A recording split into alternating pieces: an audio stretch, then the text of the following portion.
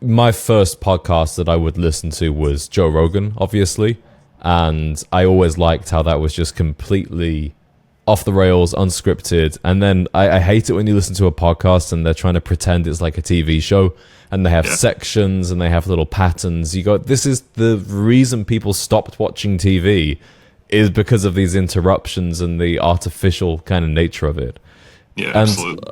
like you were just saying before we hit record, I think that's the beauty of social media now, is you see somebody's content that you like. If you're a content creator yourself and you've got a bit of a following, you can just give them a message and be like, hey, I like what you're doing. You want to have a chat, you want to collaborate, and people are pretty open to it. I don't know how you found it to be, but I found it to be a very receptive, welcoming kind of world.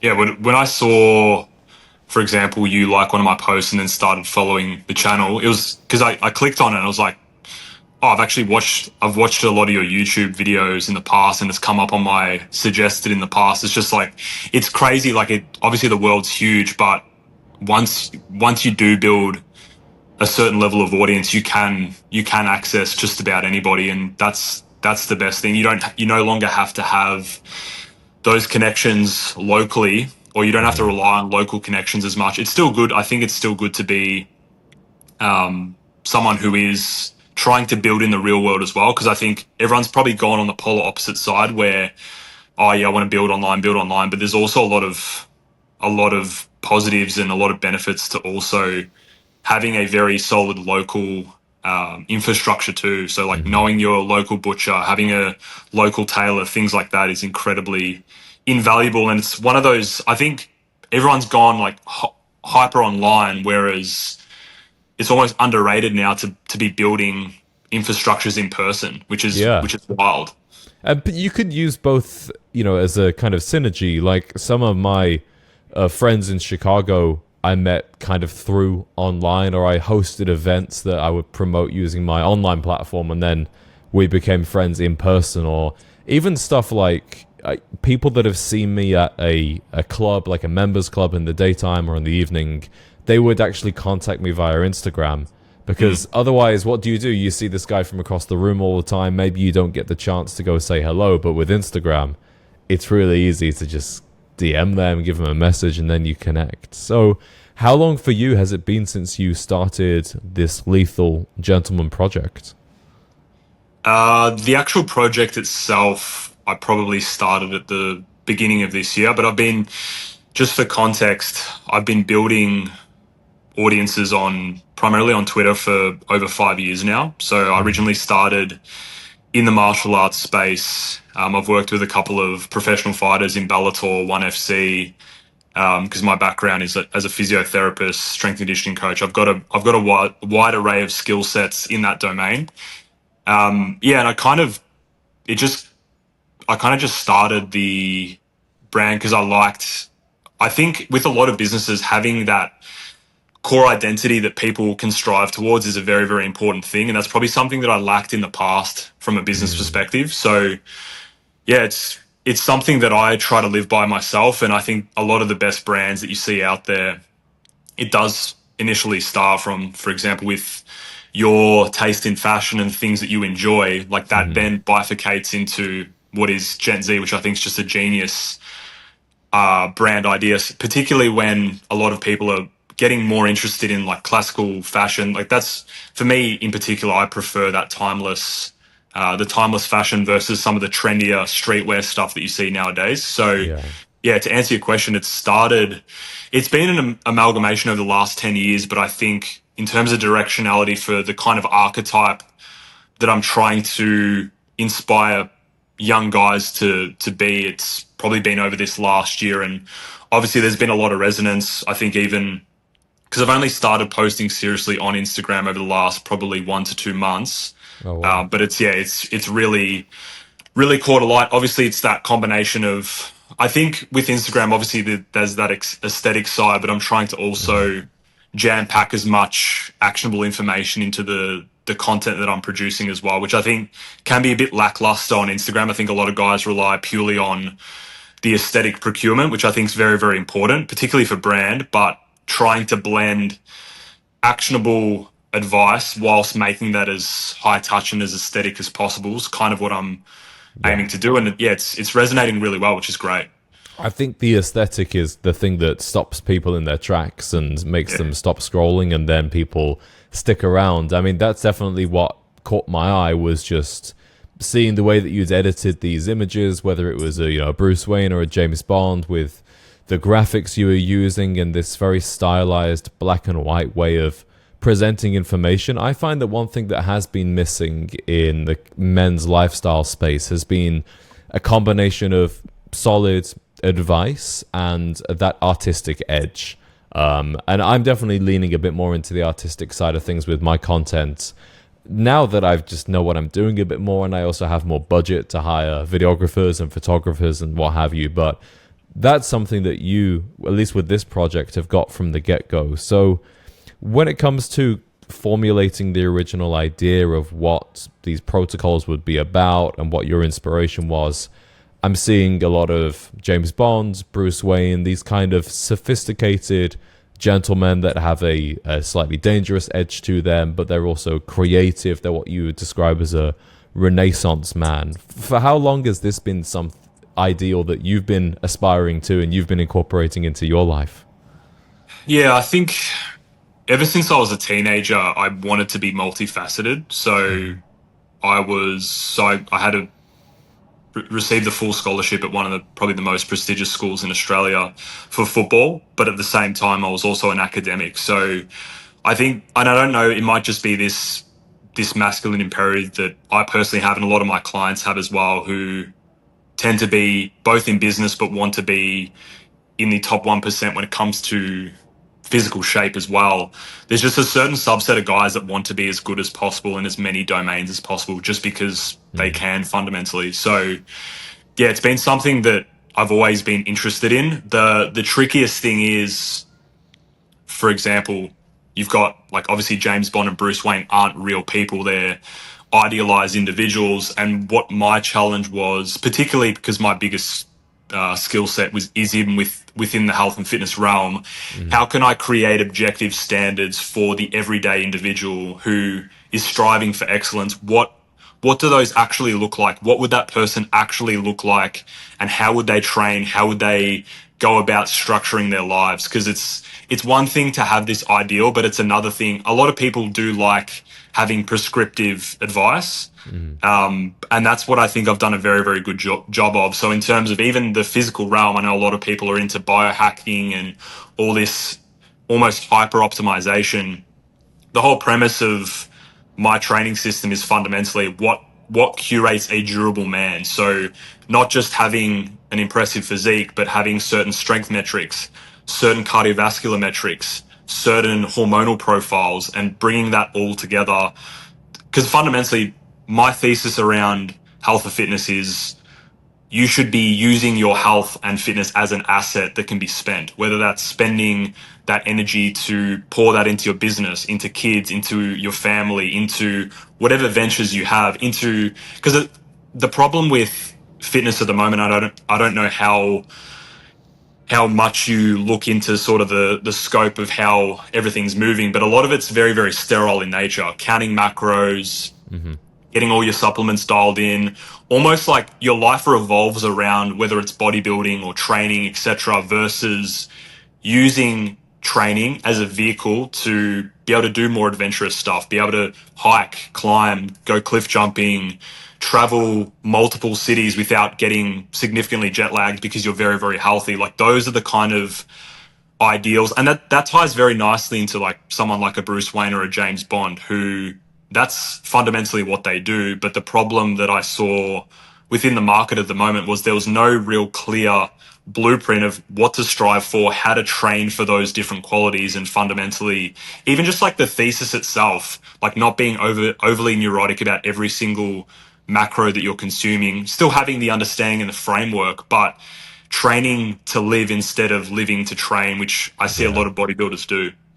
Definitely. And that's something that I've been confronting a bit in my mind, because the last 2 months I haven't really traveled too much, and my goal was to get under 15% body fat for the first time ever. I went and got a DEXA scan about 2 months ago, And I think, like a lot of guys, most guys underestimate their body fat. They think they're way leaner than they really are, right? Yeah. So I go there being a pretty slim guy that's been going to the gym for about 2 years now. And I'm 18.6. I go, shit, where is this 18.6? But okay, the data is what it is. So I got it down to 16.8 in 1 month and lost 1 pound of muscle in the process, so not too bad. And I really wanted to get it under 15% by the end of this month, because then I'm going traveling and, it's going to be a little bit harder to really maintain. So for a guy that is traveling, for a significant period of time, but he still wants to go to the gym, he is still going to make time to treat his body well, but he wants to enjoy the local food. He wants to have some drinks here and there. What's a good balance, do you think, to maintain that health and that physical discipline while still actually experiencing the culture and not being neurotic about things? Yeah, for sure.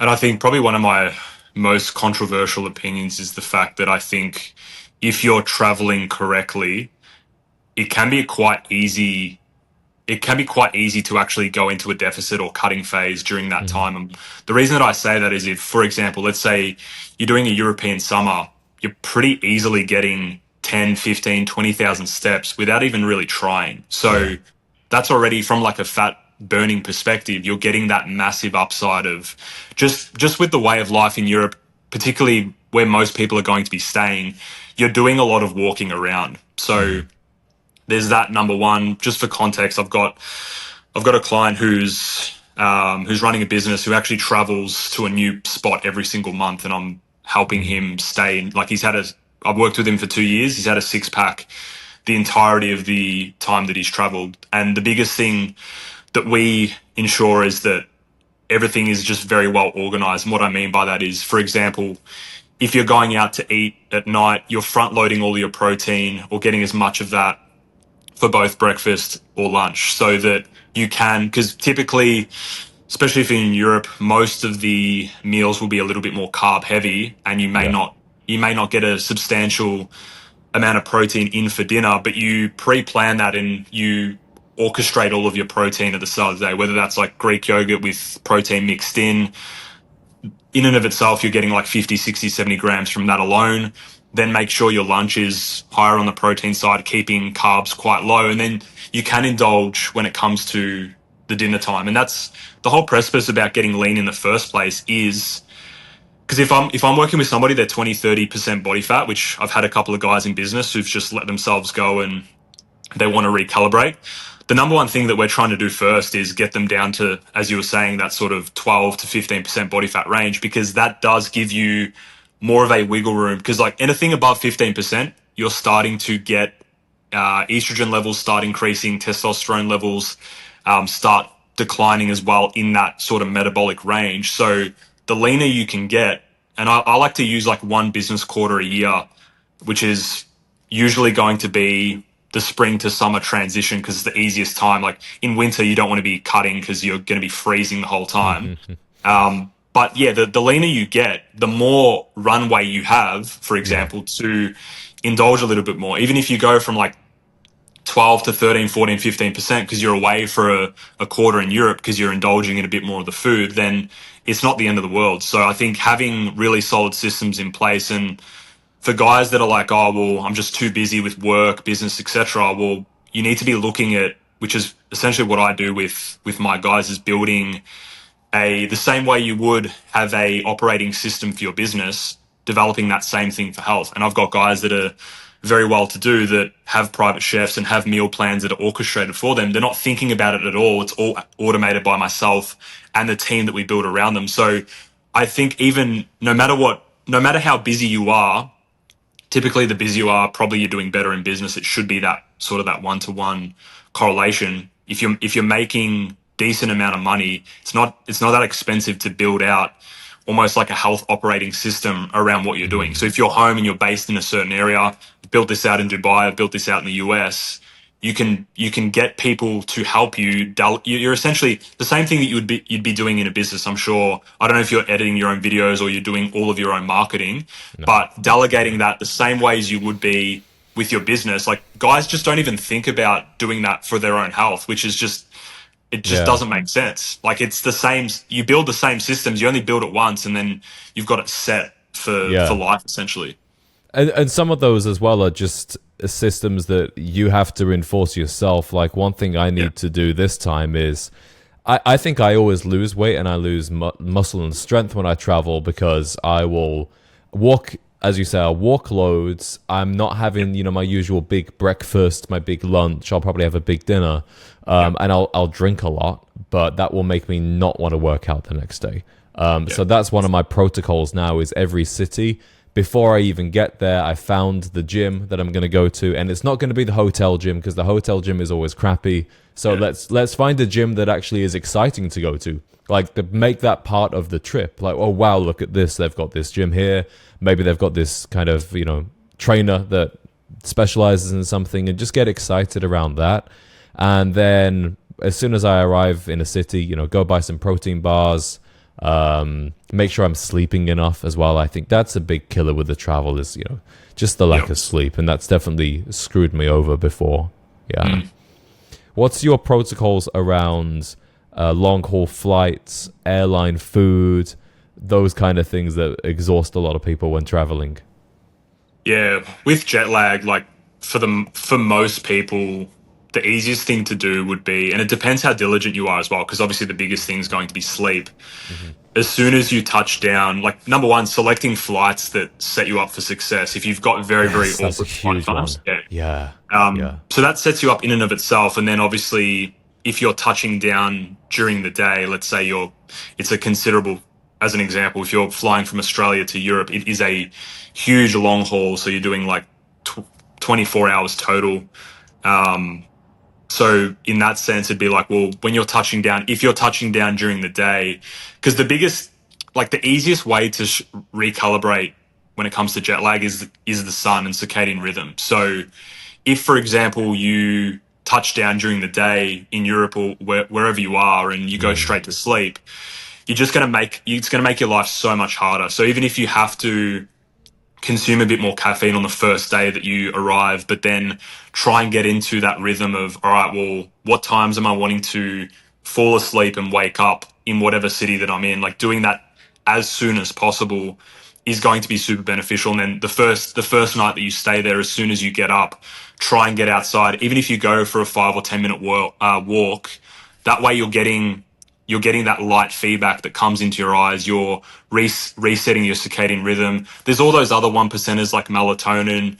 Another big important aspect of even just getting your sleep cycle dialed in, even when you're at home locally, is trying to eat breakfast within the first hour of you waking, because that, once again, that plus light is going to recalibrate your body and basically get it into a rhythm of, okay, I'm waking up, I'm hungry straight away. That's if you wake up and you want to have breakfast almost within the first 30 minutes, you know that your rhythm is well calibrated. So it'd be employing those same things and obviously trying to stay as hydrated as possible when you are on those longer haul flights, moving as much as possible between aisles and like stretching and mobilizing and moving the body. Obviously within reason, you're not going to be doing like extensive mobility routines in the back. Sometimes there is that guy. I think we've all seen that guy. Yeah.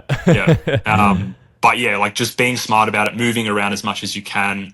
Another big thing as well is like if you can get access to airport lounges, even if you don't have a business card, like you can upgrade to those levels as well, where they've got showers, they've got much better food than what would be on the airport long haul as well. Like I typically, if I'm doing a long haul flight and I just, number one, the taste of airplane food is just disgusting. But number two, the way that everything's created, like the seed oils and all the stuff in the food itself, I would rather just fast throughout that duration. If I'm doing like a split, I thought I lost you.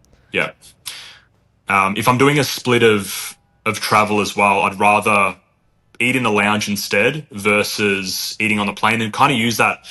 People are doing like 3-day fasts these days. If you're not eating on a longer haul flight, it's not gonna completely ruin you. So I'd probably opt more so to fast versus, unless you're in like business or first class where the food's going to be immaculate. Like if you're doing economy level food's not going to be great. So I'd rather instead fast. If I have access to business lounges, I'll consume foods there. And that's the 80-20. All the additional supplements, peptides, all this other stuff that people are trying to use from a jet lag perspective, I think is overrated. And then on the other Yeah. side as well, when coming back home, there are so many jet lag apps out there that you can utilize to essentially slowly calibrate. So you'll put in whatever time zone you're in at the moment, whatever time zone you're going to be in the future, and then it'll give you like a 3 or 4 day plan in terms of Ah. time of going to bed, time of waking up. It's typically what it will do is it will either make you sleep 30 to an hour later or 30 minutes to an hour earlier, and it'll gradually bring that further and further down. So let's say, for example, you're in Greece and you are going to bed at 11 p.m. and you're flying to Australia or America, whatever the case is, it might get you over a 4 or 5 day span to go from 11 p.m. sleep times all the way down to like 8 or 9 p.m. And Yeah. that differential in time zone can make a huge difference to how quickly you recalibrate. I think that's That's more really so, good. yeah, that's more so for guys because one of my mentors, Rob Maddens, worked with Lance Stroll, who's in the F1. And obviously, as you would know, a lot of these F1 drivers are traveling a hell of a lot for their racing schedule. Like their schedule's just crazy, the amount of PR and stuff that they need to do. So it's probably more so like if you really, really need to dial things in, because not if someone's on holiday, I don't think everybody's going to take a 3 or 4 day period to recalibrate their sleep. But if you're someone who's, yeah, has like specific performance goals, like an F1 driver where there's billions of dollars on the line for each racing cohort, that is what they all do. They recalibrate their sleep in that manner. Yeah. The sleep sorry, the flight time is such a big one. Yep. I when I fly to Spain, that's probably my main hub in Europe that I'll go to. There's only one flight from Chicago to Spain, and it's at 4:45, and you land in Madrid at 8 o'clock in the morning, which is just perfect because I get into the city center, go into a big open square, have my coffee, light in my eyes, and I recover really, really well from that one. I rebound really well from that. I've also had it where people have booked travel for me, and I didn't mention, specifically I'd prefer to travel at this time, and you're getting on the airplane at 11:30 and arriving in the middle of the afternoon, and it completely ruins you. Another thing I'd be interested to kind of 80-20 would be alcohol. I think a lot of modern gentlemen understand that drinking as little as possible is the best approach, but with business, with just enjoying life, there's going to be alcohol involved. So obviously we know not to go and get shit-faced drunk, but for the guy that's having 2 or 3 drinks maybe once or twice a week, what can he do to really minimize the negative effects of those drinks? Yeah, I think the biggest one is, well, there's a bunch of different things, but yeah, once again, from an 80-20 perspective, I think everyone has been told this, even as a teenager. It's like, number one, not mixing the drinks that you're consuming that night has a massive effect. And even just like sticking with spirits, because obviously if you're drinking cocktails and things with a ton of sugar in it, number one, from a calorie perspective, it's going to be a lot harder to, especially if you're in a deficit, like keeping with spirits is going to be a lot more effective. So like your vodkas, even like if you're doing whiskey on the rocks or scotch, whatever else the case is, trying to minimize sugar intake as much as possible, which I know, like particularly for females, they love their cocktails, but obviously that will not only have a ton of sugar content that they're drinking, but also it's just going to be far more disadvantageous. Even from a hangover perspective, the hangover is going to last a lot longer. Another thing as well is like espresso martinis. If you're out late at night and consuming a lot of caffeine, obviously you can't expect your sleep to be phenomenal whatsoever. And then the number one thing as well is like, before you're going out, are you actually eating enough food to actually line your stomach effectively, so that you're not increasing risk of gut issues, you're minimizing, because obviously the more full your stomach is, the less drunk you'll actually be getting, which for some people, I know when I was younger, some of my mates would purposely not have dinner so that Yeah. it was a cheaper way to get drunk, which is very questionable strategy, but it is what it is. And then more importantly, just like pre-hydrating before you actually go out as well. And I know for some guys, like vodka soda is not for everybody. So obviously, if you can hydrate and drink simultaneously, that's phenomenal. But at the very least, while you are out, like making sure that you are hydrated, or when you get back, you are consuming electrolytes. You are like before you go to sleep after the night out. It's probably a little bit tricky to like, make sure you're drinking a certain amount of water and a certain amount of alcohol. But even when you get back, drinking a solid amount of water, adding electrolytes to that as well. I think beyond that, those are going to be the biggest needle movers for you. So sticking to more of your spirit-based drinks and mixing as minimally as possible is probably the smartest option. And then even for guys that I work with that want to drink, if you're drinking beers and things like that are a lot more calorie dense, it's just going to put a massive, like, for example, you can get away with it, but it takes away from all of the macronutrients that you can actually have access to from an eating standpoint. So I'd rather try and keep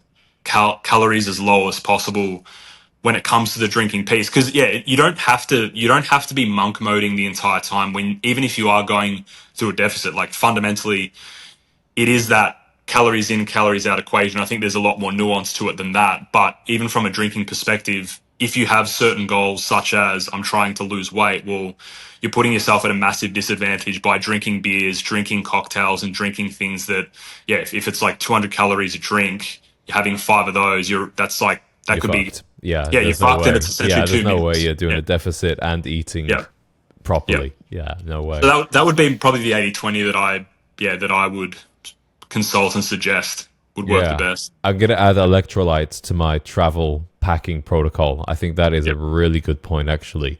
Have you experimented with those, I don't know if it's probiotic or prebiotic little shots that are designed specifically for when you're going to have a bit of a sesh? Have you seen those? No, but that's a genius marketing. I don't know if idea. they're available maybe in Australia. I also don't know if they have any validity to them, but I'm going to grab one next time and just see. Just do a little experiment on myself.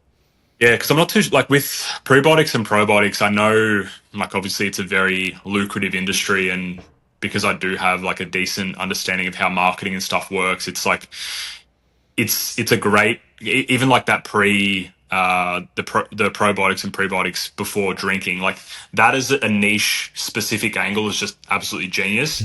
I'm just not fully convinced. Like if you were to say to me, all right, well, let's say probiotics, you're paying a couple $100s a month versus slightly improving the quality of food that you're accessing. What I mean by that is like going from your more processed variants of meats to more organic and grass finished and things like that.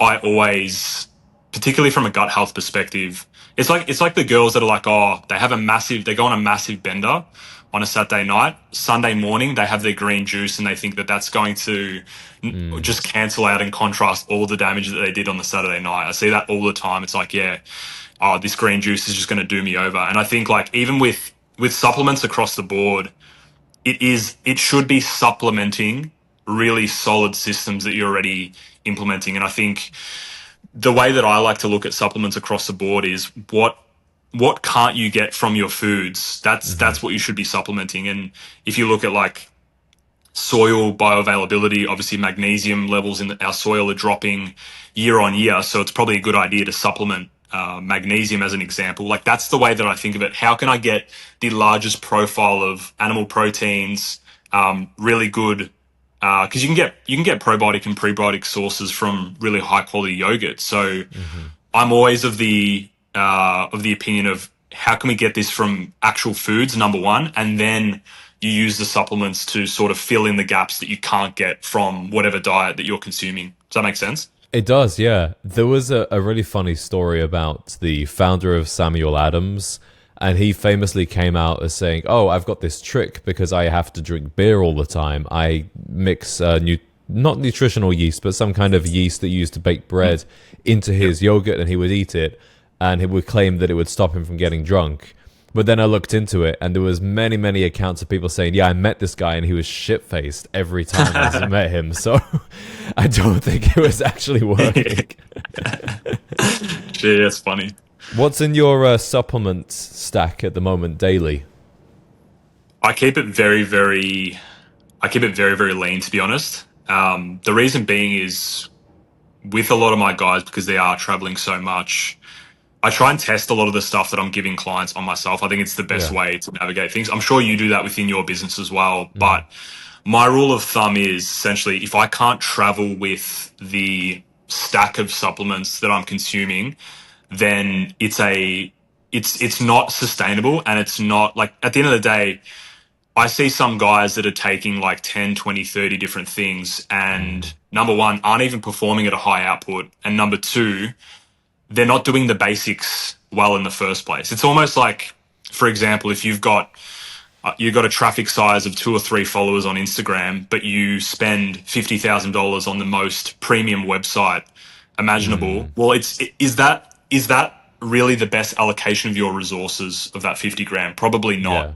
And I think guys are doing that same thing, like, because I'm on that Twitter space where it is quite a sophisticated market, and a lot of guys are very interested in peptides and all these different weight loss supplements and all these other things. But you look at the weeds of what they're actually doing from a fundamentals perspective, and yeah, their sleep shit. The meals that they're eating aren't even very well dialed. So for me, it's like I've personally tried creatine. It just doesn't agree well with my stomach. Everyone's going to react to it differently. I don't know how much you've seen on the internet now, but like every single health and fitness guy is just like talking about creatine. I'm on that train actually. Creatine. Yeah. I'm loving it. I have to say, I'm loving it. So I think that's a staple. It's just been so heavily studied to where if you don't have any side effects of bloating or anything like that, I think like most people, if they do get bloating, if they continue saturating or keeping, like, there's 2 ways of obviously consuming creatine. You can saturate at 20 grams for roughly a week and then bring the dose down because you've hit saturation faster, or you can simply just do 5 grams for like that whole 4 weeks. By the end of the month, you'll be at saturation.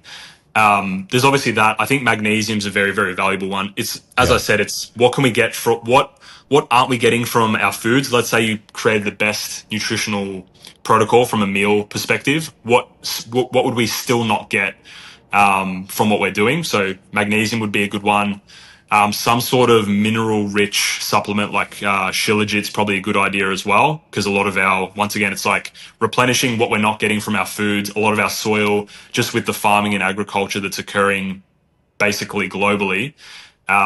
Getting some sort of high mineral supplement's a great idea as well. And then another optionality would be like a B complex, because obviously more so from an energy perspective, I don't know how much you know about like a vitamin B complex, but that would be another one where I think those couplings, if you're doing that, that's going to be putting you into a very, very good position. And then all the rest is like, on top of that, it's like, for example, if I have clients that are doing like a GI mapping or have gut issues or something like that, they may be doing a more intensive 4, 8, 12-week protocol of taking a little bit more. Same with guys that if they come to me, they're like, yeah, I want to go from X, Y, and Z injury back to high performance as fast as I possibly can. I've had clients that are in Panama and stuff that have taken stem cells. I've had clients that have taken BPC 157, all these other peptides, but it's one of those things where that's the cherry on top. That's the 1% of the 1% when it comes to supplements. I don't think every single person needs to be taking extensive peptides like BPC 157, things like that. It's just it's essentially if they have the means to do it from a monetary standpoint, and number two, if they're like, they need to get back to X, Y, and Z as quickly as possible. Obviously, you would extend the stack a little bit more if there's certain diagnostics, and it needs to be objectively measured too. Like if someone's got gut health issues, or even like they get blood test results done, they've got certain deficiencies within some sort of mineral. Well, it makes sense to probably supplement that until they reach sort of homeostasis on that level, and then bring them back down to sort of a baseline everyday stack that's not too extensive. I know it's obviously long-winded answer, but that's kind of how I view how to actually. It's being very precise about what you're actually taking and why you're taking it. Do you think it's a bit of a male nature, or maybe just human nature thing as well, to focus too much on the cherries on top and actually be neglecting the fundamentals? I don't know whether it's because it feels easier to look at these little hacks and these little extra things that you can do rather than just face the grunt work of the sleep, the workouts, the nutrition. What's your take on that? My take is, well, think of it this way: you've got two people, or you've got two scenarios. You've got someone that wants to lose weight. What is a more compelling thing? All right, all you need to do is take Ozempic or this one drug or this one. You take these injections 3 times a week and you'll lose weight. Versus, all right, what we're going to be doing, you're going to have to restrict your diet. You're going to have to walk 10,000 steps a day. And this is coming from someone who's never done any of that. You need to walk 10,000 steps a day. You need to work out 3 times a week. You need to do all of it. You need to take these supplements. You need to do this. You need to do that. I'm pretty sure that if I take a pill and it's going to do the same thing for me, I'm going to prefer doing that versus all that other work. And it's fundamentally why the medical industry does incredibly well. Because like, all right, I've got high blood pressure. Well, take this hypertensive versus do all the work that's necessary. Lose 30 pounds. Do all this exercise that you haven't been doing for 20 years. Like, that's a huge identity shift to make those habits ingrained into your lifestyle versus, oh yeah, just take some hypertensives and you're good to go. So That's I think true. it's a human nature thing for sure. I think that's why I'm very resistant to doing anything, even like peptides, because I think my identity is somebody that doesn't do those shortcuts. And I never want to really slip into that mindset either. Like, even now, I need to go and get a new DEXA scan soon, but I probably got like 1.5% to go till I get to that 15% or just under it. And I'm like, I don't know what else I can throw at the situation right now.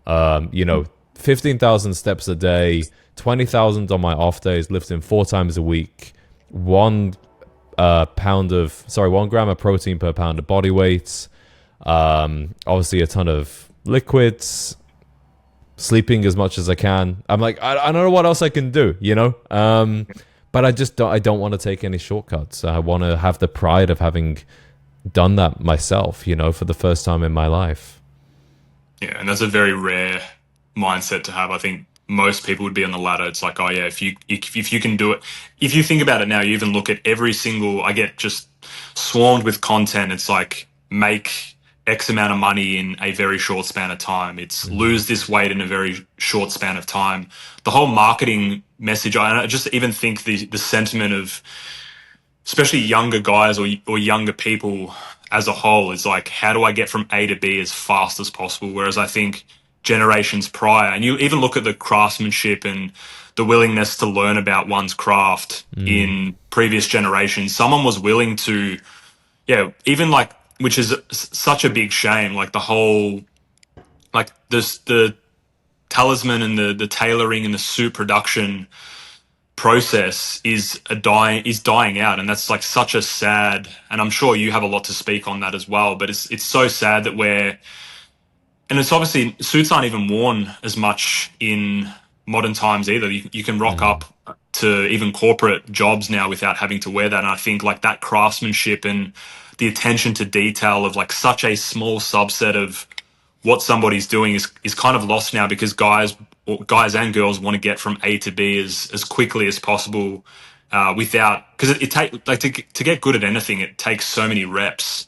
And everyone just wants to sort of skip that process, because that's what you've kind of sold now. You look at Instagram, everybody's a millionaire overnight, everybody's in elite shape over 1 to 2 years. They have these insane transformations. Like, you see the most extreme variants of like the most wealthy individuals on the internet, the most in shape individuals on the internet. So no one wants to put in, if you tell someone it's going to take you 5 or 10 years of long weeks of work and due diligence, that's not appealing whatsoever anymore. It's probably as least appealing as it's ever been. And I don't know if you've sort of seen that same trend.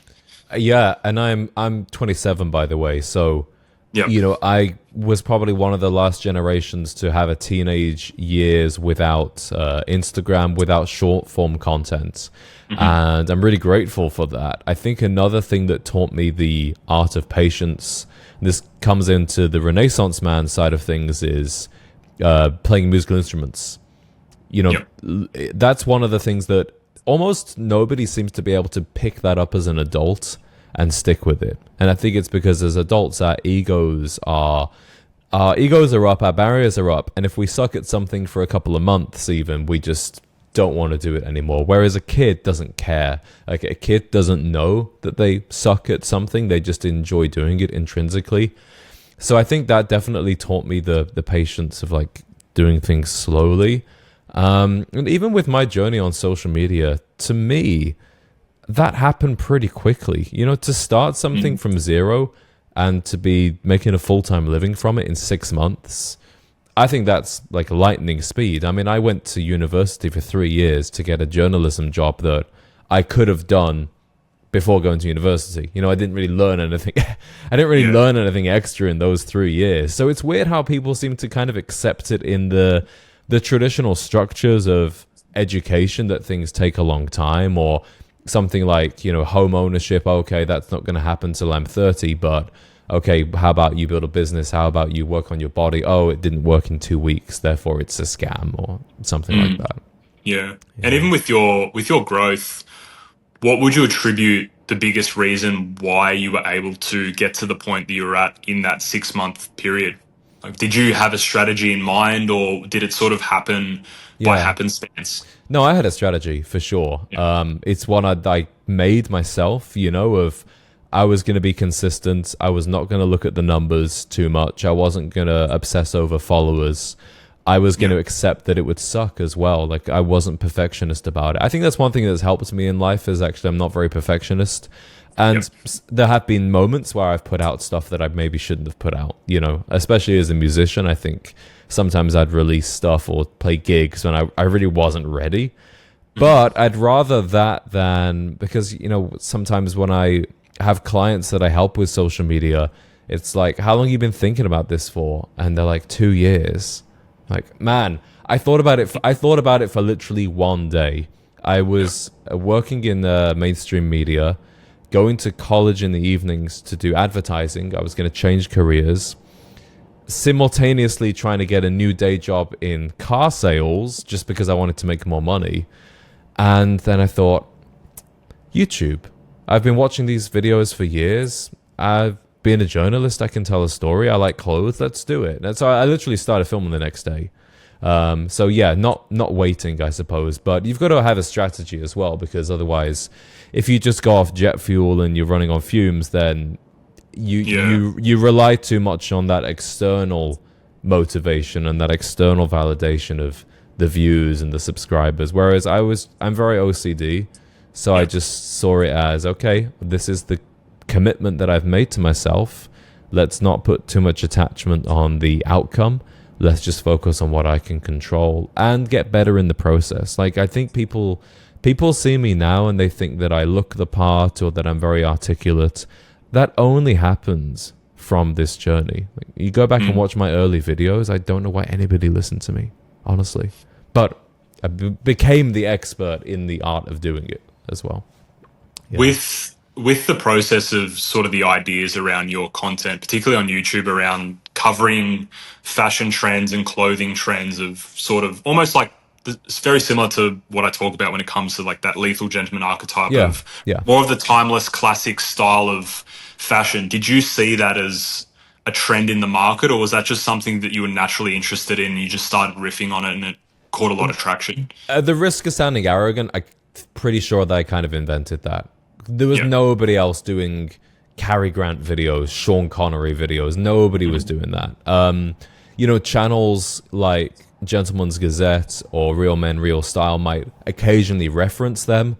But I was in an Uber with my best friend the other day and we were literally laughing. I said, I think I made a fucking career out of talking about how to be Sean Connery. Like, how did that happen? But I just liked it, and I thought, hey, there's got to be some other people that like it. I didn't think it would be as big as it was, though. I thought it might be like a very small cult kind of thing, and maybe it still is, but I think the mainstream media picking up on it was a sign that, oh, actually, this isn't a cult thing anymore. Yeah. And I've seen YouTube channels crop up, and I've seen pages crop up that are clearly very inspired, and it's cool because it's no longer just me being a nutcase eccentric who's into this stuff. It's actually, this was like a part of a lot of men that was lying dormant or just needed a little bit of encouragement. And it turns out loads of guys like this archetype. Loads of guys want to aspire to this, which I'm glad as well, because I think there are many other worse archetypes out there that men have Absolutely. previously aspired to us or still are aspiring to, that are even less realistic and even less healthy than wanting to be James Bond.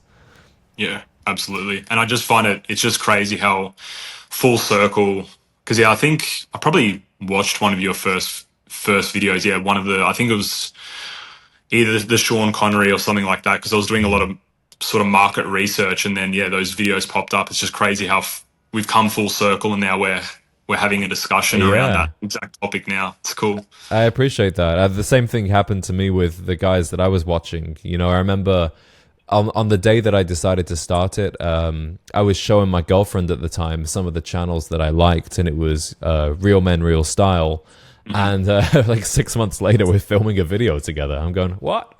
How did this happen? But it's just cool, you're not as far away from these things and these people as you think you are. But you just gotta get going, and that's the thing that people really struggle with. Is it's like standing on the edge of the swimming pool, and most people won't jump in, and most people have to be pushed, I think. Yeah, absolutely. Yeah. What's your plan for the Lethal Gentleman? Are you going to stick mostly to the Substack medium? Do you want to expand onto YouTube? I also noticed that it's not really you as the face of the brand yet. It's more of like this idea.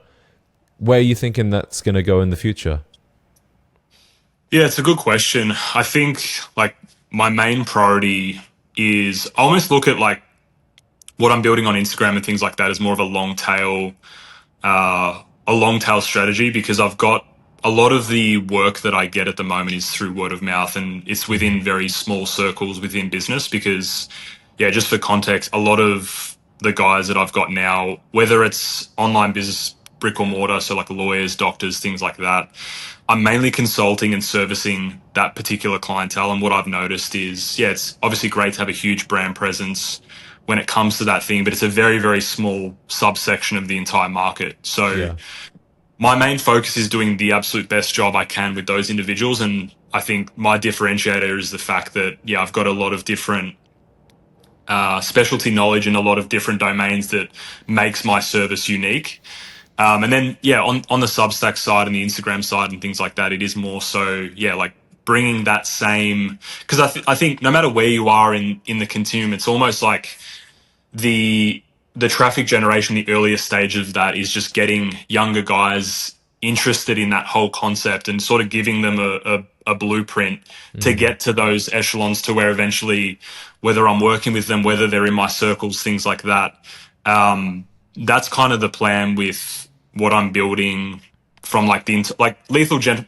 The reason why I don't want to be necessarily the face of it per se, because it's an idea. It's not, I don't want it to be tied to one individual. Obviously I do my absolute best to embody the principles that I talk about, and I think it would be wrong of me to not do that. But at the same time, it's like, I feel like you can get a lot of inspiration, and I want it to be the amalgamation of high-level fighters, high-level aristocrats, businessmen, all of those different concepts built into one sort of identity, and anybody can embody that. It doesn't really matter where you're at, whether you're 18 years old, 40 years old. I've had guys email me who are in their 70s that are interested in the concept, which I was just like, honestly, I was quite shocked with that case. But it's more so, I think what I see works well is like people curating movements. The exact thing that you've essentially done with, like, I think Gent Z is an excellent example of that, where it's built for guys that like the ideas and the cultural aspects of gentlemen of the past, when it's almost like an older, timeless and classic cultural concept. obviously you're the person that's procured that, but I think to make it bigger than myself or yourself, it has to be like a centralized idea, and the individuals, like same as Bruce Wayne and Batman, like they're not real people, but I think a lot of guys aspire to be a Bruce Wayne or a Batman because he fundamentally has no superpowers, obviously has an unlimited amount of resources to fund his crusades. But I think the biggest reason, like a lot of these characters are very philosophical and mythological in nature as well. And I think Batman's probably the closest to you, almost like Uberman archetype of just sheer force of will. He doesn't have any superpowers, doesn't have anything exceptional about him, but he has that pure grit. He has determination, never gives up. Like that is the definition of like an Uberman. And that's what I'm trying to curate from a brand perspective too. It's like, it's not just because I've seen so many, and I've worked with so many fighters who are like some of the deadliest men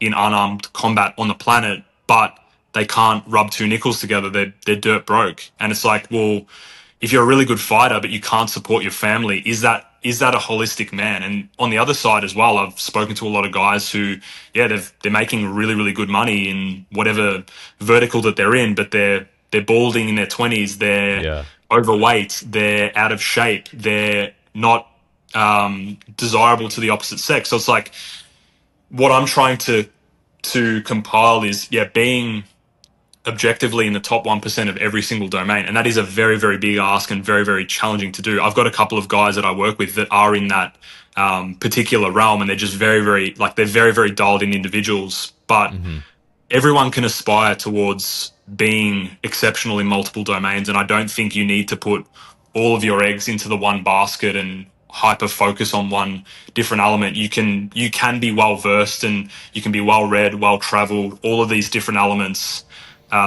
as one. And that's the kind of concept. And as I said, I don't want that to tie directly to me. Obviously it's I'm coming up with these ideas, but I do want it to be more of like a centralized, almost like, yeah, the same as James Bond isn't a real person, but a lot of guys aspire to be him. I want the same sort of concept for, yeah, if you want to be a modern Renaissance man and you want to be refined, but also be able to defend yourself, defend your family, this is the kind of blueprint to do that. And then giving people an actual roadmap, because I think it's one thing to have an ideology around how to go about living your life, but it's another thing to give people as much instructional protocol and actionable stuff that they can help that can help push them towards that direction as well. Like that was the biggest thing that was missing, because I was like, all right, well, I even asked myself, all right, well, how, if Bruce Wayne was a real person within reason, like how many people on the planet are going to have like $1 billion levels of assets that they can pull from? How would this individual actually train? And there was no answers for that. So then I just curated it myself based on the expertise and background that I have. Luckily, I've worked with elite level athletes. I've worked with all sorts of injuries and worked with a lot of different athletes across different disciplines. So I was, within my skill set, I was able to create a bit of a blueprint. It resonated really, really well on Twitter to start with, and then that's extrapolated to these other platforms. And I'll just keep doing it as same as what you were doing. It's kind of, you just wing it and see what people resonate with. And yeah, I never started it to be like, oh, I know this is going to do well. It kind of just happened just by happenstance. I think that's always been a really fun part of the process for me, is taking this more creative, abstract concept and then breaking it down into a blueprint. Like, that's probably the OCD part of my brain, figuring out, okay, well, what does this actually look like? And I can see that I've kind of been doing this with my own life ever since I was a kid, and now I do it with Gent Z. And I think also with what you were saying about it being a movement and the difference between a brand and just a person as well, I think mine definitely began more as Gent Z, and I actually never said my name until about 6 months into starting videos. Now it's definitely evolved into a little bit more of me as James Lawley. Also because the brand that I did build was, or is, quite narrow as well, and there are things about me that I want to explore that aren't necessarily within the realms of Gent Z.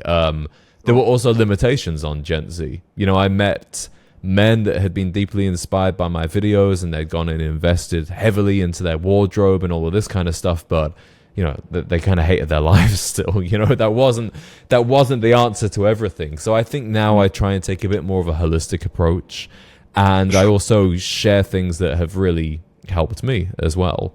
But just as a kind of fun exercise, let's kind of build out a bit of a daily routine for this Bruce Wayne, James Bond kind of archetype. Let's assume that it's a 25-year-old guy. He's working for himself, you know, in a business, making $100,000 a year. So that's the kind of resource that he has. He lives in a good city in America or Europe. What should his daily routine look like? And we can be prescriptive just for fun. You know, what would you recommend? Yeah, and I think like if you're working for yourself, the biggest, like whenever I start consulting with someone who has their own schedule and they're hating their lives, I'm like, why is that the case? You have so much flexibility around your routine. And the biggest reason why a lot of these guys are doing what they're doing as well is for that freedom. So first and foremost is curating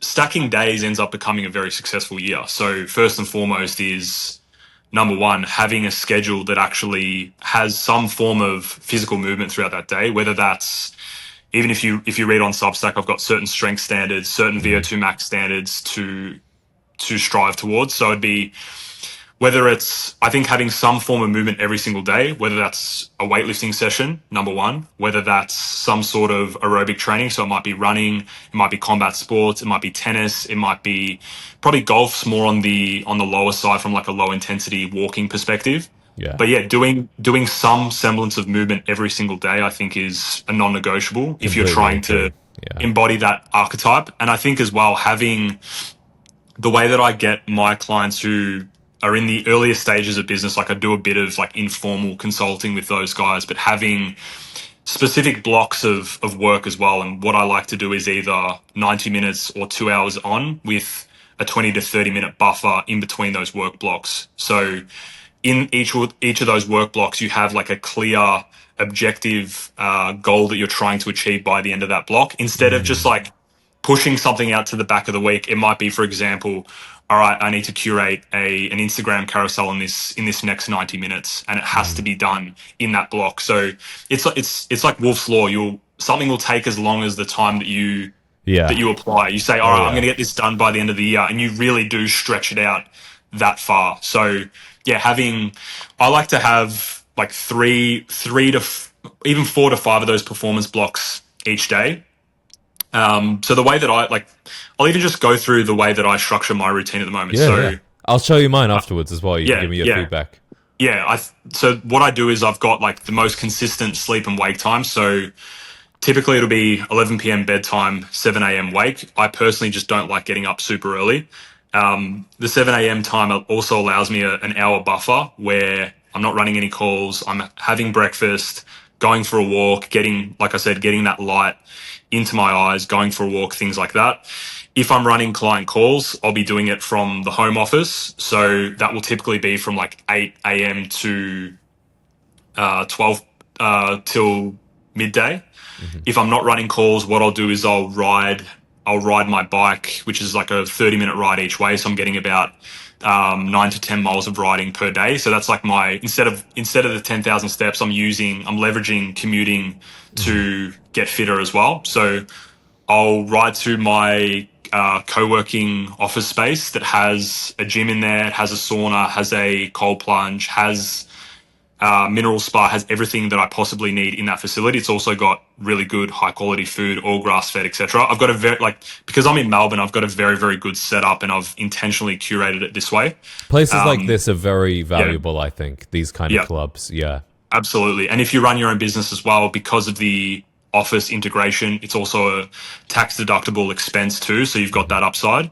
So yeah, I'll do my blocks of work there. The way I structure things is like 1 week I'll run a content week. So I'm focusing all on like business development / content. The other week will be call intensive stuff, protocol refinement. It'll be building like operational systems within the business. I feel like splitting it that way is far more effective for the way that I do things. And then have lunch, train midday, number one. not busy at all. And why would I not do that if I can run my own schedule? And number two, it just breaks up. I feel like if I exert myself physically midday, it allows me to almost get a second wind for doing more almost like mental, menial, task-based work. So Mm-hmm. lunch, gym, we'll do my evening block of work. If I'm at the office, I'll ride back home, have dinner with my girlfriend. If I'm at home, I'll probably like in my work break blocks, I'll go for like a 20, 30 minute walk. Dinner time, do a little bit of light admin after dinner, and then start winding down. I like to use like the last hour tech free. So as soon as I jump in the shower, whole hour's tech free. I might read, might do a brain dump of whatever is going on in my brain because I've got probably 1,000 different things going on. Helps me sleep probably the best out of everything else. Mm-hmm. And that's a well-structured day. Like the midday is either gym, martial arts, bit of tennis, might be golf when it starts getting warmer. Like that's if I can do that every single day, I'm a happy man. I think I've like ticked every single box in that day. Yeah. It's interesting when people ask about daily routines because sometimes people will talk about their routine like this is what happens every day, and they'll talk like they've been doing it for years, and they will do it for years. I'm very aware that, you know, mine is like when I describe it to you, this has been me for the last 7 weeks, will probably be me for 2 or 3 more weeks.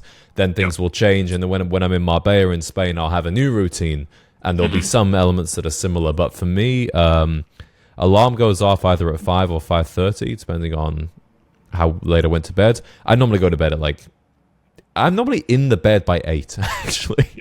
8:30.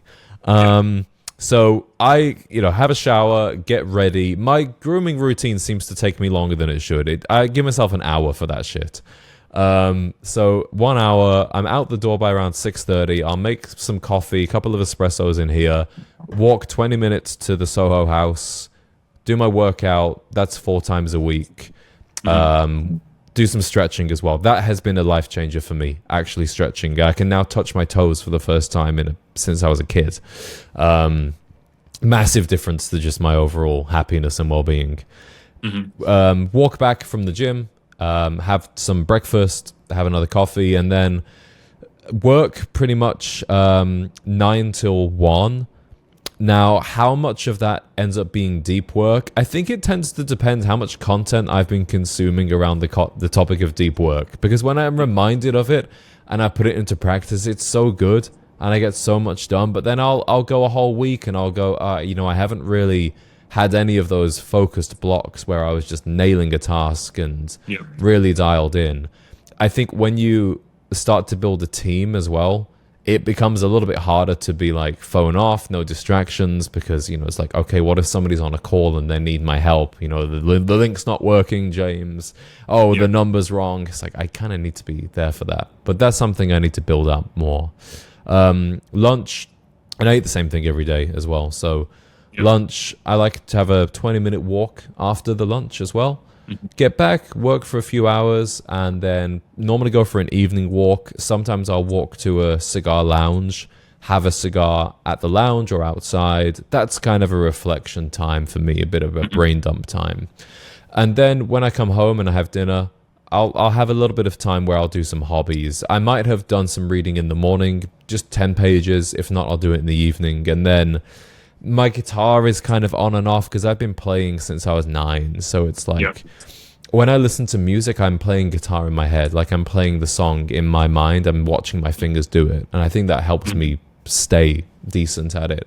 But sometimes practice guitar. But my big thing right now in terms of hobbies is aprendo español because I'm going to be in Spain for 3 months. So I try and do like 30 minutes Duolingo a day. I find that a pretty good, fun way to learn, actually. And then always have a shower to punctuate the day. Sometimes go down to the hot tub, have a couple of laps in the pool or something like that. And I'm normally in bed by 8 or 8:30. I don't like reading before bed. That's one thing. I don't like reading. I'll watch some bullshit documentary about the CIA or something like that for a little bit, and then I'll go to sleep. So not perfect, but that's where I'm at the moment. They're very similar routines, I would say, and that's what I've seen. Like I think like you look at morning routines that blow out to 2 hours, it's like you need to for me anyway, I need to get working within an hour. I think like the first hour just uninterrupted, but after that, yeah, I think people are almost using all of these ritualistic and daily routines and all these morning routines as almost like a procrastination measure. Oh So, yeah. but it definitely does help you. Like there's a difference between if I roll out of bed and jump on a call, like if I get out of bed at 7:45 and I've got an 8 a.m. call, I'm so much foggier. So like having that hour to myself at the start of the day is just a game changer. Yeah, and for the mood as well.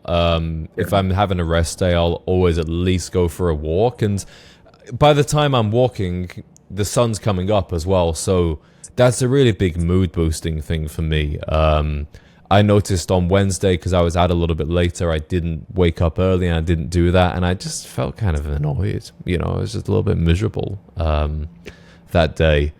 But one thing that I'm trying to change up a little bit is to have, let's say, you know, because again, what's it called? Murphy's Law or Parkinson's Law, where everything will take as long as you give it.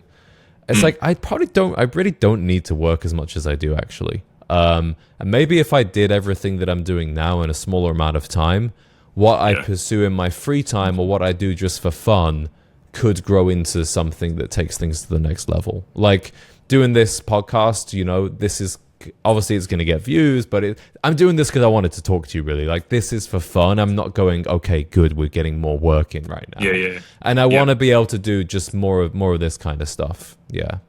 So I think that's what I'll do. Yeah, it's invaluable. And I think, having conversations with you, even just get ideas as well. Because, obviously we're in different markets, but at the same time, there's a lot of overlap in terms of what guys that are interested in your stuff would probably be interested in my stuff that I have to talk about too. So I've always, and that's something that whenever I develop a relationship with somebody, I'm always trying to look at, all right, well, are there areas of expertise that I can help this individual with? So even like moving forward, if you have any miscellaneous questions around health and fitness, like I'll give you I appreciate it. give you my WhatsApp, and feel free to ping me, because what I'm trying to do as well is like in the background, which I'm not doing for any other purpose other than to have a really solid Rolodex of guys, is like just have a, so I played with like school groups, circle groups, all these other platforms, but what I found works incredibly well is like having one WhatsApp group of guys that all have a similar view around life and have similar goals and ambitions, and just through me just like speaking with guys and vetting individuals, because there's a lot of people out there that say they're doing things that they aren't, but having like I see like all the smallest networks of just WhatsApp groups of like really, really solid guys. And whether that takes 10 years to expand to a group of 100, doing that with no specific intention in mind other than to, just bring guys. That's something that I really enjoy, because I've got a platform where I do meet exceptional guys across all different domains, plugging someone who's in some sector of finance with another guy who's in that, and they start talking together, they start doing commerce. I think that's probably one of the most enjoyable aspects for me anyway, of like building an online audience, is like being able to, and it comes down to the content and message that you're curating as well. If you're curating really high level stuff, you're going to attract the right individuals, and that will help curate like a really, really solid circle of guys. And I've slowly grown that, and I've got guys all over the world of all different disciplines, whether that's like e-commerce style business, whether that's traditional finance, because I think a lot of the 9 to 5 guys get shit on a lot by the make money online business guys that are like, oh yeah, how can you be working 9 to 5? You're a slave to your boss, blah blah blah. I respect corporate guys just as much as I do entrepreneurs and online business types. And I think tying those two skill sets together, like if you can apply online traffic and distribution into more brick and mortar based systems, you will do very, very well. So I try and steer away from, I know like a lot of marketing messages for more so offerings where guys are talking about escape the rat race and all these other things. I have equal respect for both disciplines, because like a lot of guys that run online businesses probably couldn't have went to the top tier colleges that a lot of these, whether they're in finance, whether they're in corporate world, whatever the case is, like these guys are very, very high level guys in their own right. And I think not having equal respect for both parties, because both have different skill sets, and I don't want to alienate one particular side of yeah, especially guys that make a living through those corporate avenues, I don't think that's any less noble than the thousands of guys that claim to be making a ton of money online. But yeah, a lot of guys, it is like it's smoke and mirrors for how well they're actually doing, and they say, "Oh, I'm making X, Y, and Z amount of money," Yeah. but they're doing that from teaching other people how to make money online versus having a legitimate business and operational structure. If that makes sense. Yeah, it does. That's one of the reasons why I've never made any like claims or disclosed how much money I make as well. Yeah. Firstly, because it's not nobody's fucking business, but Yeah. secondly, as well, my income comes from a variety of sources, all online. I don't have any other job or any other sources of income, but I don't want people to necessarily interpret what I'm doing as what they could do. I am guilty of shitting on the 9 to 5 a little bit, and I'll tell you why. I think it's because my skill is, I'd still say I'm a journalist. I'd still say I'm a storyteller, a collector of experiences. And I spent so long doing it in like the completely wrong lane because my mind just wasn't open. I just thought social media was for stupid influencers. And when I used to live in LA and I'd see them, I would laugh at them. Like I would actively mock them. I wish that a guy that I'd respected had kind of shook me and said, you just need to see that this is a tool. This is a way to communicate. And if you want to share the kind of stories that you want to write, like trying to network with the guys from Esquire so they can pay you 50 grand a year to live in New York and be their bitch is not what you want to do. Like, do your own thing. So I find it empowering, but I suppose it can be difficult to have like a nuanced message of like the 9 to 5, the rat race. It's not how we're meant to live. But also, but if you want to make $1 million a year working at Bank of America and like be a stud there, then go for it, Wouldn't be as compelling, that's for sure. Yeah. But it's definitely a mixed bag. And I like what you have there with having this Swiss Army knife of guys, because everybody, even if we're all aspiring for this kind of Renaissance man idea, everybody has strengths and weaknesses in different areas, right? For the people that you mentioned that you would say are in that very, very rare cross-section of elite performers in business or their career and elite physical shape, and let's add in, they've got their personal life, like their marriage, their family, it's all solid. Aside from the obvious discipline, what do you think they're doing that a lot of guys are blinded to or not aware of? I don't think it's necessarily that. I think it's just you're either wired in a particular manner to want to strive for all of those things across the board, or you're not. And what I mean by that is like not everybody, like some people are going to be super happy just working a regular job, and they're going to be super content doing that. Being in like average, like everything that they're doing is, if you look at things objectively, relatively average, but they're probably going to be a lot happier than some of the guys that I speak with that on paper they are doing everything to a super, super high level, but because they almost have that type A personality and that super competitive drive, it's never enough. And I feel like you almost have to have that ingrained into what you do. And I, particularly with my personality, that's what I noticed as well, because I was going down a very traditional path as a physiotherapist in a clinical setting, worked there for 8 months before I started doing my own thing. And I was like, you were in the 9 every to single 5. day I was like, yeah, exactly. But I just felt like I was almost like, is this going to be the remainder of my life? Yeah. And even just like the field itself, I feel like a lot of the guys that I speak with, they don't like to have some sort of arbitrary ceiling placed upon them. What I mean by that is a lot of jobs will have a glass ceiling to where like you can only get to a certain level. So like from a physical therapist standpoint or from a physiotherapist standpoint, well, it's like if you're a manager of the clinic, you'll probably be making anywhere from like $100,000 to $150,000 a year.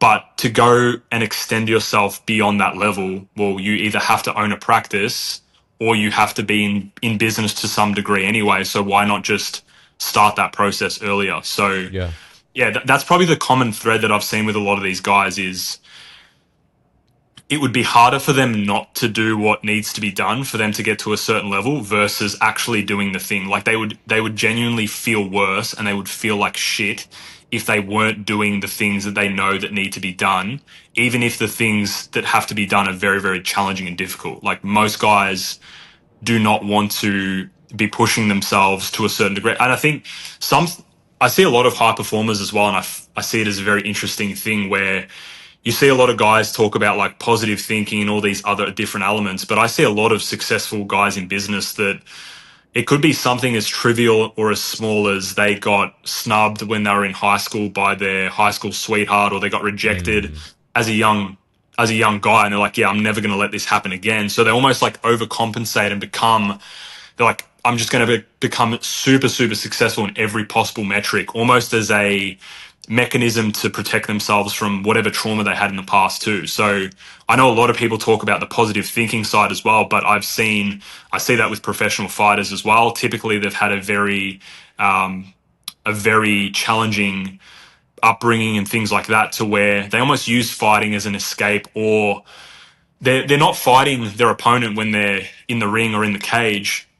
They're almost fighting against whatever negative circumstances they went through in their childhood and stuff like that. You look at Mike Tyson, perfect example, got bullied, all of these different things, and turned himself into an absolute monster. You see that so many times across so many high performers. So I don't necessarily think that, striving for tier 1 or top 1% performance is always a healthy endeavor either, which is probably a controversial opinion. But I see at the highest levels, a lot of guys aren't like some of my friends that are doing the best monetarily are some of the most miserable guys that I know, because they're just so obsessed with the scoreboard of money that they don't care about anything else, which I think that's the whole reason why I like that Renaissance man archetype, because it's not just about making as much money and being in the best shape possible. It's also about having the strongest relationships and social network you possibly can.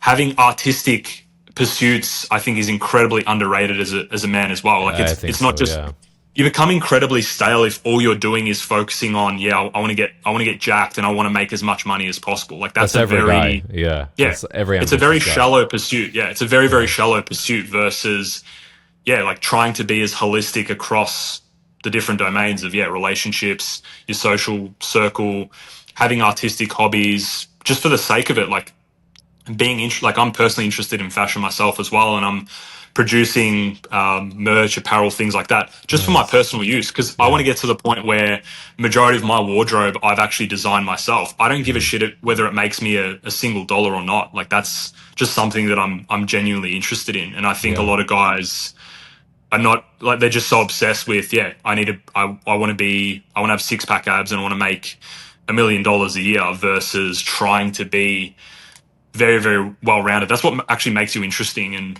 makes you a contrasting individual. If you're someone who, has a lot of masculine traits, but then, has some artistic hobbies that probably are a little bit more on the feminine side, like that does polarize you a lot. Like can't remember the hockey player's name, but he played for the Dallas Cowboys and probably one of the biggest brawlers in hockey's history. And he was obsessed with high fashion, which is a very, very probably feminine, like to a feminine degree, was interested in that. But that's just such an interesting juxtaposition between having a lot of masculine qualities that you enjoy, but then also blending that with contrasting, more feminized artistic hobbies that don't really, like, it makes, I think a big thing as well is like not being able to fit someone into a box. Like if you meet someone, you're like, oh, all right, well, John is an accountant. You can probably archetype him quite easily into the things that he enjoys, the podcasts that he listens to, the blogs that he reads. I probably go out of my way to try and be more just as hard to predict as possible, just by having a vast array of different things that I'm interested in. And I think like pursuing that is also very, very valuable, and not just, like I said, not just emphasizing and focusing purely on monetary gains and or being in the best shape possible, like trying to be as holistic as possible across those domains. Yeah. A great way to remind yourself of this is imagine even how much cooler James Bond would be if he could play the piano, or he just starts shred. They're at some bar and he starts picks up the guitar and starts shredding on that thing. You go, whoa! I didn't even realize that was what he was missing. The only thing he was missing all along, aside from healthy personal skills and being able to maintain a relationship. Yeah. Well, Jack, what's the best place for people to go out and check out what you're doing with Lethal Gentleman, and a good place to start for them? I think the best place to start would be on Instagram. If you go either Lethal Gentleman or Jack.Crucial, that would be number one. If you're interested, so the way that I've designed things is fundamentally Instagram's like a snapshot of how things work and some of the ideas that I have. Mm-hmm. If you want to deep dive further into some of those concepts in a more of a granular fashion, I've got Substack to where long form articles, you can read about those. I've also got specific training protocols that change every single month within the Substack as well. It's something that I offer my paid subscribers. Mm-hmm. So there's that element. And then even beyond that as well, I only work with guys that are paid Substack subscribers. So Okay, there's that's the also, stepping stone. yeah, that's the stepping stone. That way, if you're interested in the concept from like a superficial level, have a look at the Instagram/Twitter. I've got nearly 50,000 on there. It's probably my bigger account for now. Mm-hmm. And then, yeah, like if you want to dive deeper into the actual mechanics of how everything works, Substack, which will also add you to my email list, which is why I use it. And then beyond that, there's also other offerings of, working with me one-to-one. I only work with 20 clients at once, and I'm basically at full capacity now anyway. But there's also, when I have new intakes and things like that, you'll be added to the email list anyway, so you'll be able to stay updated with that too. So I think that's probably the natural progression of learning more about exactly what I do. That sounds great. I love what you're doing. I like that you're doing more of a medium of text as well and still images rather than the videos that everybody else is doing. So I think you got something really cool going on, and I'm glad that we were able to finally connect, and let's keep in touch.